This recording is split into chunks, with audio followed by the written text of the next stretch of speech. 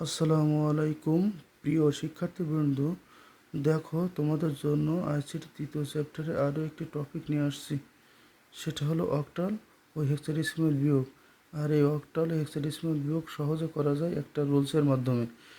দেখো, অক্টাল ও হেক্সাডেসিমাল বিয়োগের ক্ষেত্রে প্রথম লাইনের ছোট ডিজিটের বেজ বা ভিত্তি যোগ করতে হবে।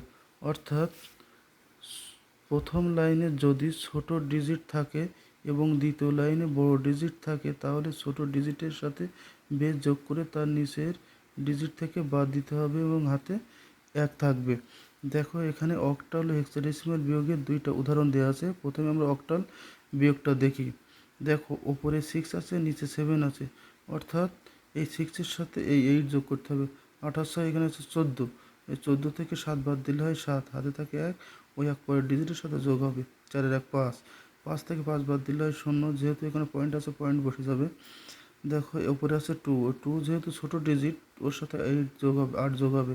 8 আর 2 10, 10 থেকে 5 বাদ দিলে হয় 5, হাতে থাকে 1, ওই 1 পরের ডিজিটের সাথে যোগ হবে।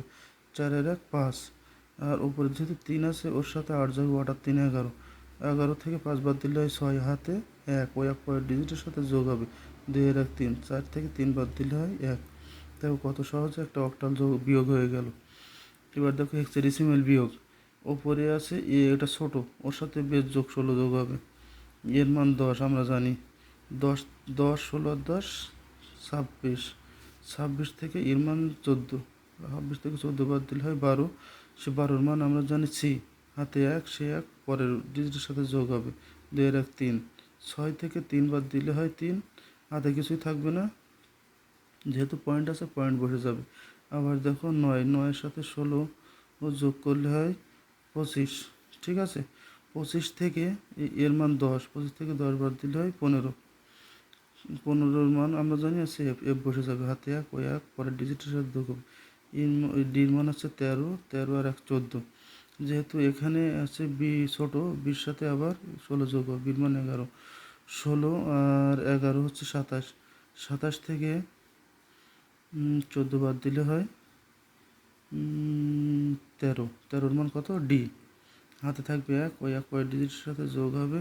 3 আর 1 কত 4, ডির মান কত 13, 13 থেকে 4 বাদ দিলে হয় 9।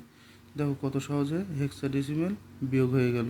এবার আমরা দুইটা এমসিকিউ যেহেতু বিভিন্ন বোর্ড পরীক্ষায় আসছে এমসিকিউ টাইপের, ঠিক আছে। তো দেখো 10 বেশ 16 এর পূর্বের মান কত। আমরা জানি হেক্সাডেসিমাল এবং অক্টাল বিয়োগের ক্ষেত্রে পূর্বের মান বলে সবসময় 1 বিয়োগ করতে হয়। দেখো, পূর্বের মান বলে 1 বিয়োগ করতে হয়, এখানে 10 থেকে 1 বাদ দেবো। কীভাবে?